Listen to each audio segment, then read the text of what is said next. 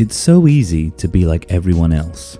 That's why when a phone comes out such as the IQOO 9 Pro, even though it might not be perfect, you can't help but applaud the effort and be drawn towards it like a moth to the flame.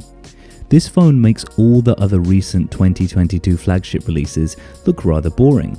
And as a technology fan, I look at the IQOO 9 Pro and think, thank God this is here, because honestly, I was falling asleep a little. I'm Michael, and this is my review of the IQOO 9 Pro. So I quickly want to talk about pricing. At the moment, this is a China-only phone, but I have seen it for sale on AliExpress for around $885, and there are rumors of an Indian launch within a few months. And before you ask in the comments, yes, it can run Google Play service apps. And while you're here, make sure to subscribe to the channel and turn on notifications and help this video go further by hitting that like button.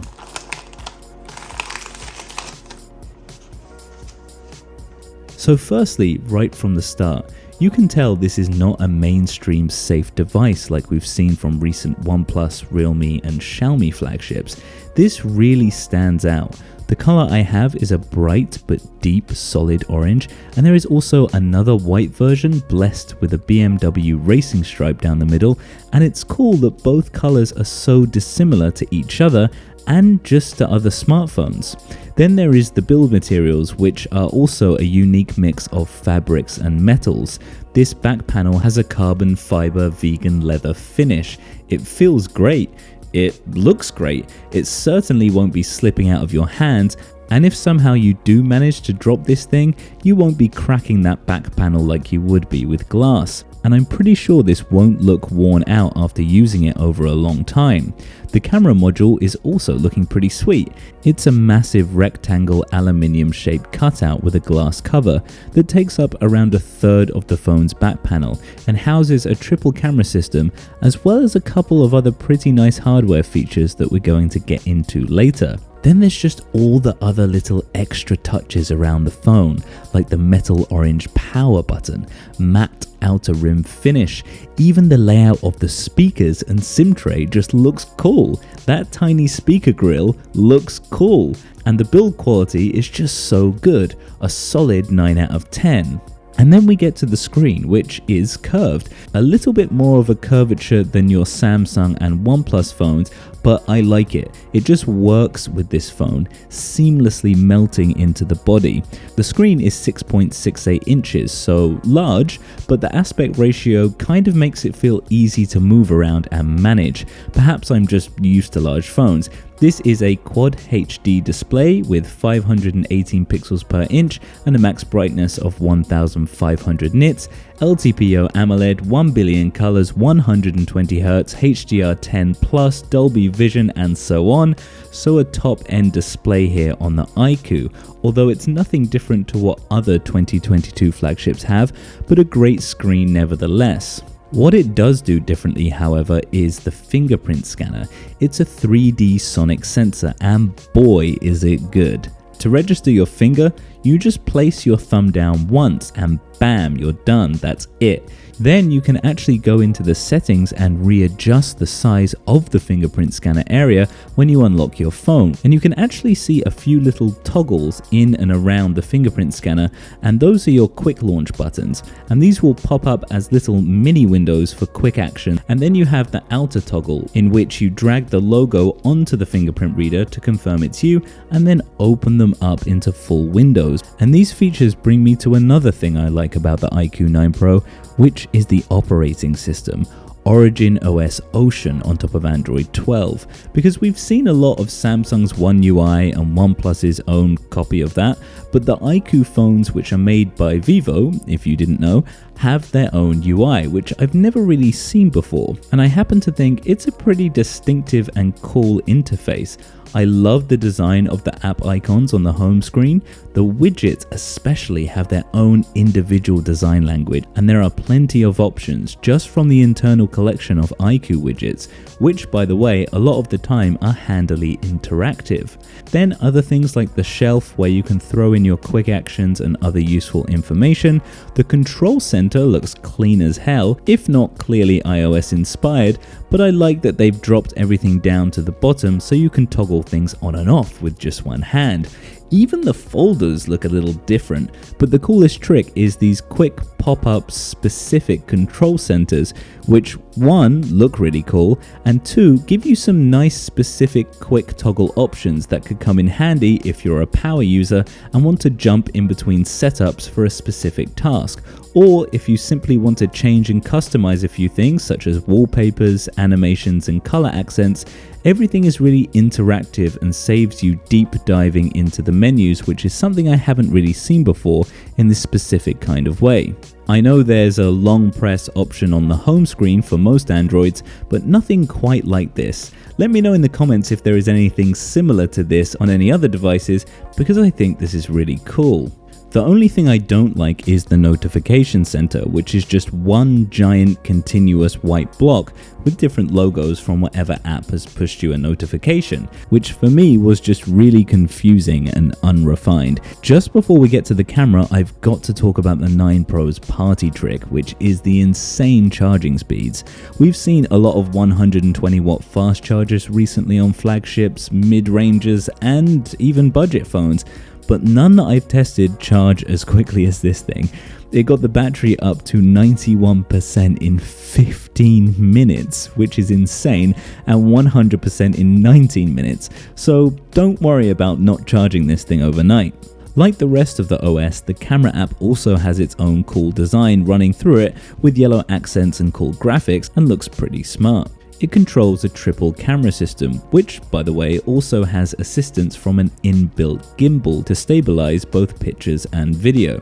And I want to start right away and say yes, this is some really stable footage from the IQOO 9 Pro, but you will notice when the camera turns and pans around, it does give off a very robotic movement, which comes off quite juddery to me, whereas the iPhone gives a really smooth pan, which I think is something I prefer if I'm being honest.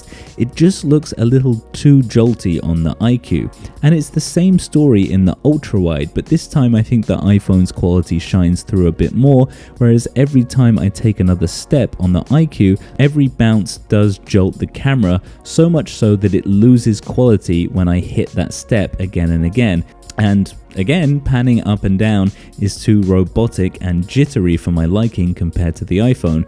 The overall quality of video at 4K is pretty decent though, nice and bright, detailed, and full of color, shooting all the way up to 60 FPS. And there's also an 8K mode which can shoot all the way up to 30 FPS, which is great because a lot of flagships this year have all been capped at 24 FPS. You can also use the fisheye mode for shooting, although the stabilization for sure isn't turned on here, and it looks kind of like you're watching a point of view video of somebody having a panic attack. Photos from the main sensor look really decent in good light, and the 9 Pro controls the exposure really well in tricky situations, whereas the iPhone did occasionally struggle to adjust when confronted with brighter colors, although I would say that out of both of them, the iPhone does consistently have a way more accurate real-life color reproduction, whereas the 9 Pro, even with its AI mode turned off, does sometimes seem to invent colors out of nowhere. So I think that's something that can be fixed in software updates, but I think the main sensor here does do a good job. And overall in the daytime, I couldn't really say one is better than the other. The ultra-wide on the 9 Pro is the same sensor that we see on this year's OnePlus 10 Pro, and it's also decent in good light, although there really is a ton of sharpening being added here, which I do understand could give the appearance of looking nice and crispy on social media, but when actually viewed on a monitor, it is a little bit too much, although the iPhone, in terms of the color palette, does look a little dull and boring in comparison. The IQOO does have a 2.5 times telephoto lens, which produces good enough photos, but the iPhone can punch in a little closer and does pick up a lot more detail if you really crop in. In low light settings, you can again see that IQOO's dynamic range is really effective on the main sensor against the iPhone's night mode in controlling those difficult lights, and gives a much more vibrant color palette, whereas the iPhone does come in looking again rather dull in comparison. But like a lot of Androids, it also goes for the classic approach of making the nighttime scene look much brighter than it actually is, whereas the iPhone takes a more subtle approach, which a lot of the time produces a much nicer, true-to-life image in my opinion. There is also a night mode on the telephoto and ultrawide, with images looking great on both, with more smoothing on the IQOO and more noise on the iPhone, and with the telephoto, I think the iPhone edges it with detail picked up and reliability in super tough situations. I also tested portrait mode, not in the best of lighting conditions, and this is where the IQOO really did struggle against the iPhone in basically every scenario, with it not managing to get a lock on from any kind of distance with both the 2.5 and 1x modes. The macro mode uses the ultra-wide sensor, and I think it does a really nice job, if not again a little bit too much sharpening on the IQOO. There is also a cool sports mode feature which can capture cool in-motion shots, so if you have a dog, cat, or even a fast-moving child, then this mode might come in pretty handy. So even though I highlighted a few downsides, I actually really enjoyed using this camera system. I think it has a lot of potential, and I think with updates over time, this could become really great. There's also a top spec list for power users, with the Snapdragon Gen 1, 12 gigs of RAM and 256 gigabytes of storage. And for gamers, you get a lot of gaming mode goodness here, such as the frame interpolation mode, which will increase the frame rate while reducing power consumption and heat dissipation. There is also a 4D vibration mode that will take control and increase the role of the haptics during gameplay, sound effects and sound quality toggles, bot mode where the phone will play the game for you itself. But unfortunately, a lot of these options are limited to the Chinese version of that game. Gaming on Call of Duty Mobile, I had no problems turning on all the highest settings all at once and consistently got to the max frame rate of 60 FPS, and I must say the phone did feel really comfortable to hold, especially with that nice textured background on the back panel. And it was the same story for PUBG. All of the highest settings turned on, nice and smooth gameplay, and absolutely zero problems over a sustained period. Now Genshin Impact was a little different. Man, this game is so beautiful, but when you turn on the high graphics and high frame rates in the settings at the same time, it does give you a little warning saying this will cause drop frames and overheating on your device. And for the first 10 minutes, everything was pretty smooth on 60 FPS. But as I continued playing, the phone did heat up and begin to drop frames into the early 30s and eventually 20s. However, I don't think this is really very surprising, and overall this is going to be one of the top gaming machines on the market this year, especially if they bring those specific gaming mode features into other markets. If we look around the rest of the phone, we have that cool power button and volume rocker on the right hand side, and on the bottom we have a dual SIM card tray, USB-C port and dual stereo speakers that sound distinctively average.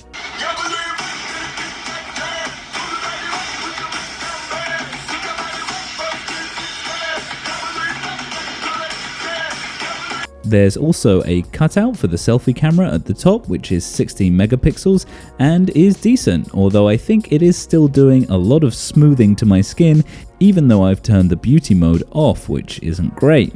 So this is the selfie video mode. It only shoots up to 1080p 30 frames a second, which is another Android flagship that doesn't go to 4K this year, which is really weird. I don't know why they keep doing this.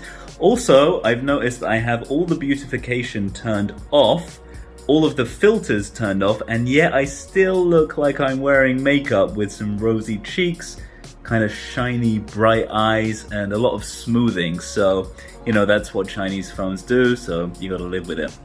Overall, I really do think that out of all the Android phones released so far this year, The IQOO 9 Pro is by far the most exciting and attractive proposition. Its form factor and design is just so unique and distinctive. It doesn't look like anything else on the market, and while it has a lot of standard flagship specs, it does sprinkle a few little added extras on top of that all add up to vastly improve the quality of the phone. The super fast charging, the massively convenient fingerprint scanner, and innovative features in software and UI design. And while the inbuilt gimbal still has some improvements that can be worked on, it's still another hardware feature that separates the 9 Pro from other flagships. And this approach of taking risks and going further is why I think that if you're looking for a new phone, then you would be crazy not to stop and think about this bright orange beast. And you'd be crazy not to take a moment to subscribe to the channel and turn on notifications so you can watch more upcoming videos, including my breakdown and torture test of the insanely rugged survival phone by Doge. And don't forget to help me out by smashing that like button. Thanks for watching, and I'll see you in the next one.